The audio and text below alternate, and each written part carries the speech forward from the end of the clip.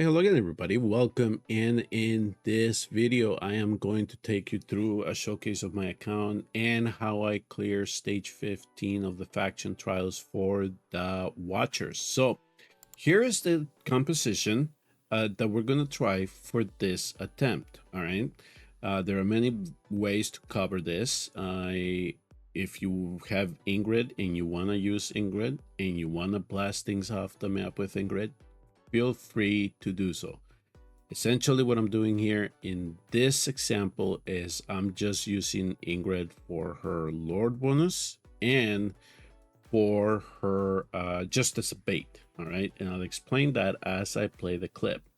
Essentially, the 9 other ones that you see here are the ones that are going to carry through the battle. So if you want to try to simulate this for your account, you can definitely do so. But if you have Ingrid, just blast things off the map. It makes it a lot easier. Now, Ingrid here is not really the required, right? I would actually have preferred to use Laia.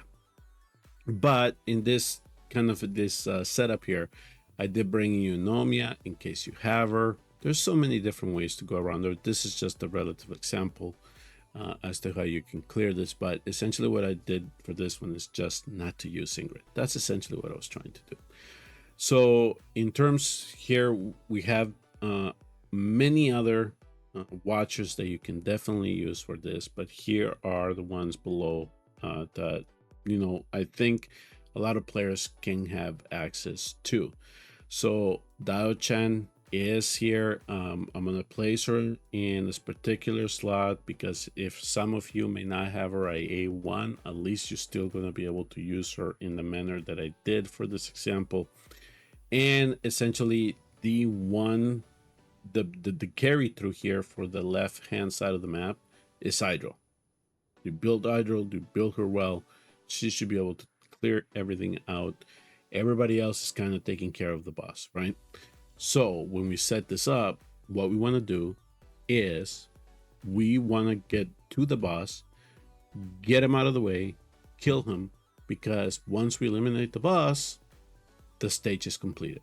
All right, it's a little bit different from what all the other stages have to offer. So I'm gonna go through the builds as well, and I'm gonna show you that all at the end.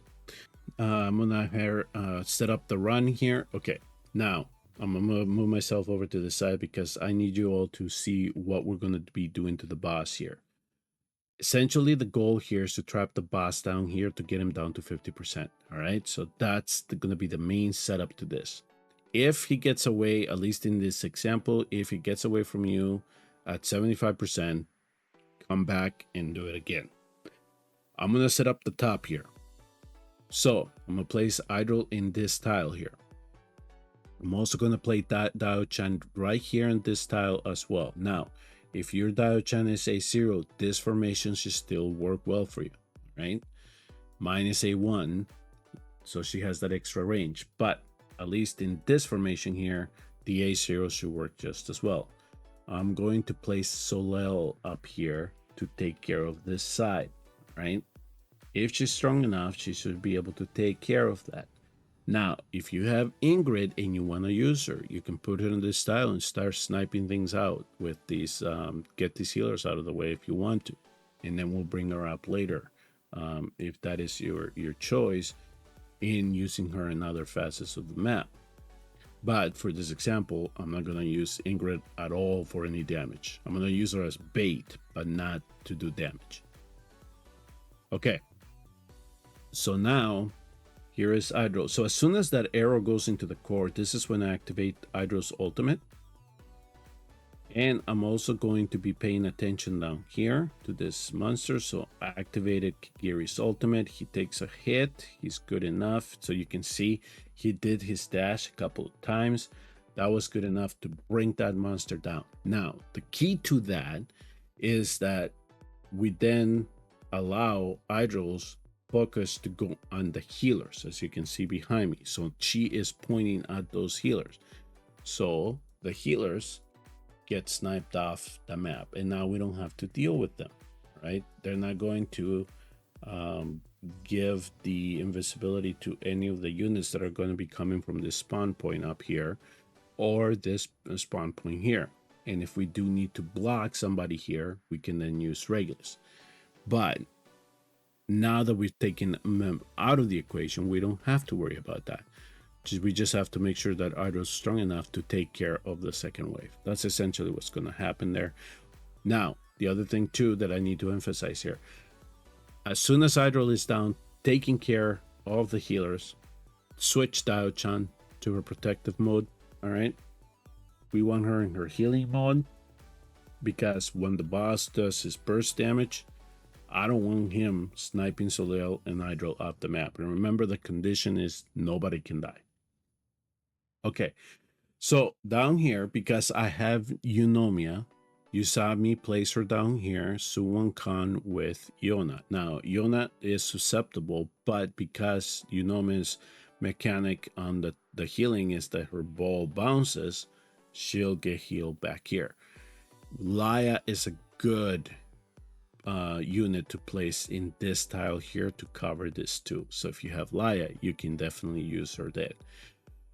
If you have another healer that you want to bring in to try to help this out, you can bring somebody like lightlocke along with another healer to cover this, and then you can place lightlocke here if you wanted to in that consideration there, if you don't have eunomia. Essentially what we're doing though is trying to cover both of these units and heal them and make sure that they don't die.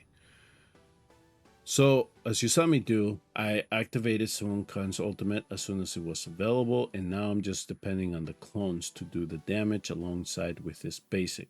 My goal here is to bring him down to 75% here in this instance, and at the same time have the clones out for him to apply the vile curse to one of the clones.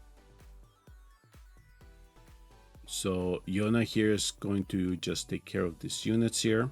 So as soon as these come out, I'm going to turn on Soleil's ultimate.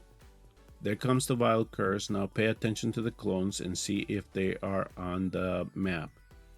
Since they were the last one summoned, they should get the vile curse. All right, so there comes the move, there comes the vile curse, the clones gets it. He's already down to 75%. So he is going to turn invisible. And so now my goal is that he gets distracted enough, or he tries to kill Suwon Khan or eunomia.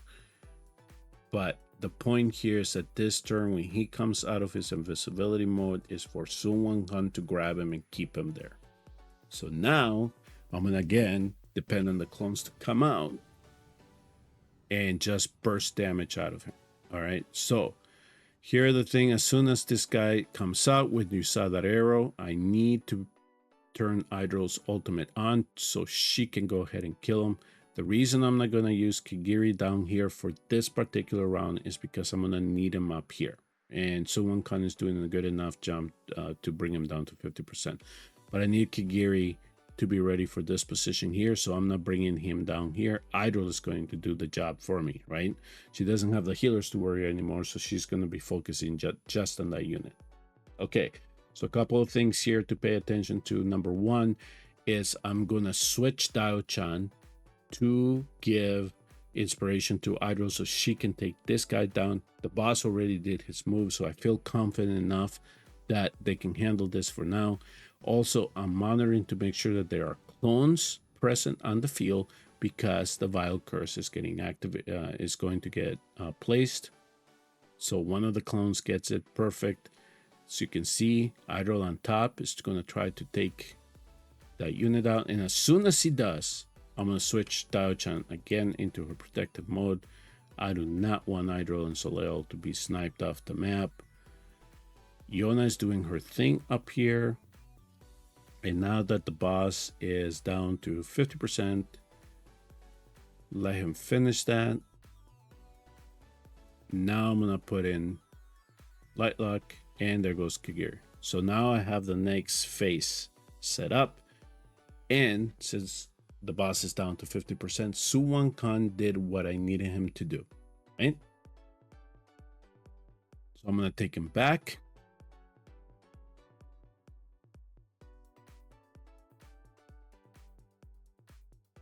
Now we no longer have the clones. Okay, we no longer have the clones. that we can use to get that vile curse applied to. So here's where I am going to use Ingrid, but I'm not going to use her in the manner that you thought I would use her to do damage.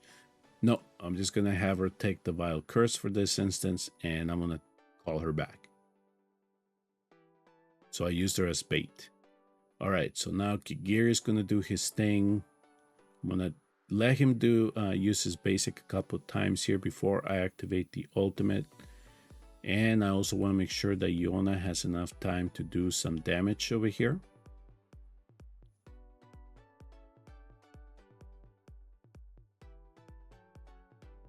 So as soon as the ultimate is available, that's when we're going to activate it.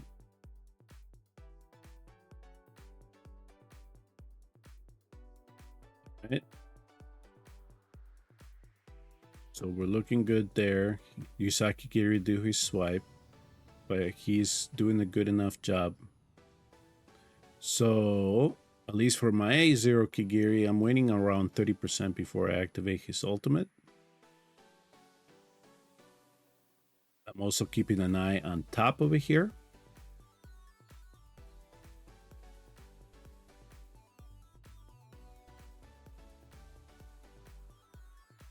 Right, so now I'm going to place Regulus and Eunomia.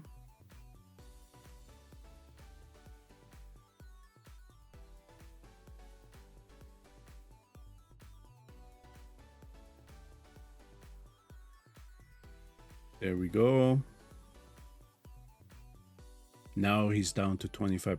Eunomia got the she got the vile curse, so I'm going to call her back. Regulus is going to be sturdy enough. So now that I got him out of the way, Regulus should be okay for a little bit, and he's in Lightlocke's range. And as you can see here, idril is going to try to deal with this side as well, and I switched Dio-chan at the same time, right?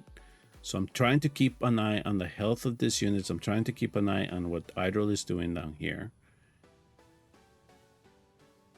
All right, so as soon as idril is done taking care of this side, I'm going to turn Dio-chan back to her protective mode. And now here on this, I'm just going to try to do as much damage as I can.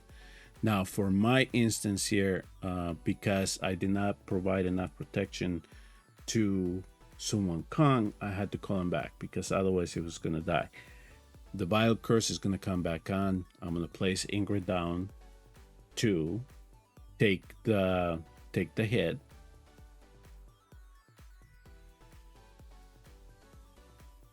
Right now is all about Eona.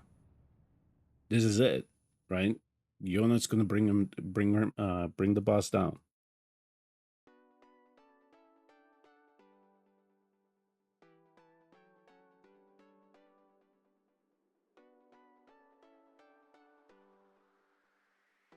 Okay, so the vile curse got applied to Ingrid. We threw her back. Now there's enough time to try to help with the heals. All of this side here now, you don't have to worry about, especially when you're getting the boss down, okay? So now I'm just waiting for it to hit 0%. I know that these guys are coming down. The regulus is going to be in danger. But at the end of the battle here, Eona had just enough to get him down to 0%. And as soon as he hits 0%, and that is all that matters in this stage, as soon as the boss hits 0%, we're done. We're completed. We get the 3 stars. We're out of here. You're done. Okay, now, that might have looked to be the most complicated way to do it. That it would be the way that I would do it if I did not have Ingrid, all right? But, as you saw, the 2 integral players here, essentially for the stage, are Sun Wukong and Kigiri, all right? At least in my manner, it was really difficult to do it without them because we needed the ground units, especially ground units that can do damage. All the other ground units that we have doesn't really afford us that options that Kigiri and Sun Wukong really do offer us. Maybe there's a way to try to get Ares to work, but given how the map is laid out, it's really difficult to make him play in that regard. And he also deals magic damage. But as you can see, that boss was more prone to physical damage than magic damage. All right, it took a little bit longer for magic damage to do what we needed to do in terms of bringing the boss down. So if you can try doing it with the Kigiri without Su Kong, that would be one way to do it, especially if you have Ingrid, right? And then you can position her in the manner where she's actually doing damage to the boss. But to essentially, for this demonstration, I just did not want to use Ingrid at all in terms of doing any damage to the boss. So let's go to the builds. So here are the builds. Let's start with Su Kong. So here is the thing, and I did this purposely. Okay, I did this purposely because I wanted to kind of mimic what I thought would be an exemplary build on a regular account. I did not want to make Su Kong so powerful that it looks so easy to melt things out of the way. He'll do that with, if you have Wiccan Vengeance and Soulborn Arcana, he'll definitely do that if you want to do that. But because my Su Kong was A5, he was a little bit more powerful than a lot of Su Kongs are probably in any account. I put him in an H-less Raz set with a Warlord set, okay? Just to bring him back a little bit. If you have a good Soulborn Arcana set and a good Wicked Vengeance set, use that. Don't use this. This is just a demonstration to try to make sure to kind of show you, if you don't have a Su Kong as powerful as mine, I'm just trying to knock him back a little bit, right? So that's why he has an H-list Raz set. So this is just for demo purposes only. Proper build for Su Kong is Soulborn Arcana with Wicked Vengeance. So you can kind of see kind of the stats that I shoot for here in this example, all right? Now, we didn't use, I didn't really use Ingrid here. So, but if you do use her, put her in the Infernal Roar set, all right? Attack, take advantage of that through damage.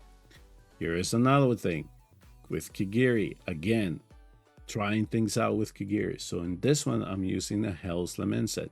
Remember, the one thing about Kigiri that I'm trying to get out of him is that dash. It hurts his ultimate, right? The set here is supposed to give us an additional boost in damage for that ultimate. Not only that, the ultimate duration that he has matches the Hell Lament set. So that's essentially what we're going for here in this one. All right. So you can kind of see the attack that I got with this Hell's Lament set at 26, 481 speed, 300 and some critical damage. Now, in your account, if you don't have a good Hell Lament set, go Soulborn Arcana, or if you want to, you can try Infernal Roar. All right. Just to give him a little bit more power. So you can see here, I'm using his artifact, is level 19. I do not have it fully leveled yet. Su Kong's artifact was at 25, so that's something to keep in mind there. Okay, Regulus, again, if you have Unshaken or Temper Will to make sure that he stays alive, use that. For this example, again, I'm using sets that are a little bit more knocked back. I didn't want to make him too strong, just so you can notice that he was able to survive, right? Bastion Ring, Guardian set. But if you have a Tempered Will set or a good Unshaken Will set, try using that. The Unshaken Will probably be a little bit more usable for him because he'll get some healing back from it as well. Here's my Dao Chang using Wings of Grace, full attack, just full on attack. You can see the speed is a little bit low, but for this example, I just wanted her just to boost idril as much as possible. And as you can see, her artifact is not fully leveled. It's only at 16. Eunomia, Tia's Balm, and of course, Invigoration. Yeah, Invigoration with Salvation. Again, on the left-hand side here, if you have Light's Grace, use that. It's an additional boost, especially when it comes to healing effect. But you can see here, very good attack, very good speed. and some decent healing effect to make sure that she was able to keep everybody alive. And I'm just showing her here. She's not skilled. I mean, she just has dust. I haven't invested any skills on her. Now here come the epics. These are the guys that I needed well built. So for Soleil, we're using Cataclysm, and we're also going to take advantage. So 16,000 attack, 443 speed, 200 or 300 critical damage. Here's where I slipped. I did not go look to see as to what artifact she had. She has 7 rage. Trust me, people, she'll do a lot of more damage with TOT or Twilight. So if you have a Twilight, put that on her. So this was a slip up on me. But for the Cataclysm, I took an opportunity to use the Infernal Roar ring on her, and that is because we get extra penetration. So you kind of saw how she was able to handle those the waves that she had. So that's why I used the Cataclysm set that I had for this particular example. Eona, again, Soul Arcana. I wanted to scale her back a little bit, so I didn't really push the gear. As you can see, there's Warlord here on this side. She's going to be around 15,000 attack. It's not even 300 critical damage. And so let me see here. Where are you going? There we go. Thank you. So yeah, so here 16,005 attack, 415 speed, 275 critical damage, and some rage regen. Now, if you can push this a little bit more, do it. It'll make the run a lot easier. So there you go. Soul Arcana Warlord. If you have Wicked Vengeance, use that. There's TOT. Now we're happy. Okay, so now here, Lightlocke, TS Bomb, Invigoration. He does have Light Grace. If you want to boost his attack a little bit more, that's fine. My whole purpose with him is to make sure that he would just stay alive, right? I didn't want him dying. Here comes idril. This is the build that you really need to emphasize on. This is the one where I said, yes, let's make her as powerful as we can, because she is the key on the left hand side. All right. So she's gonna have idril's gaze, and there we go. So about 11.5 attack, 423 speed, 322 critical damage, and I did give her a little bit of rage regeneration at 23%. So that's essentially, that should do it. I think that's pretty much all the builds. Again, just a relative example as to how you could try to go about clearing this. But if you have Ingrid and you can put her anywhere to just take care of waves, take care of the boss, do it. This was just an example for those of you that may not have Ingrid. And if you have Laia, use her. Get that lore bonus. Use that boost if at all possible. Hopefully this guide kind of helps you in terms of clearing this particular stage, especially if you don't have Ingrid. Thank you all very much for tuning and watching. I will see you all in the next Watcher of Realms video.